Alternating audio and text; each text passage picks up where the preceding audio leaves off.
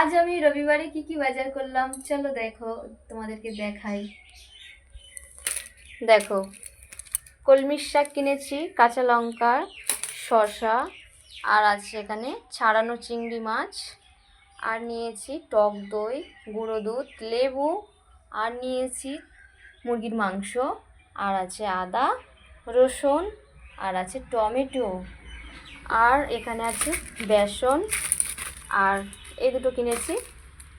আজকের রবিবারের বাজার এটুকুই, বেশি কিছু করলাম না, কারণ গরম পড়ে গেছে, সব জিনিস নষ্ট হয়ে যাচ্ছে, পচে যাচ্ছে, তাই বেশি বেশি কিনলাম না, সব অল্প অল্প কিনেছি।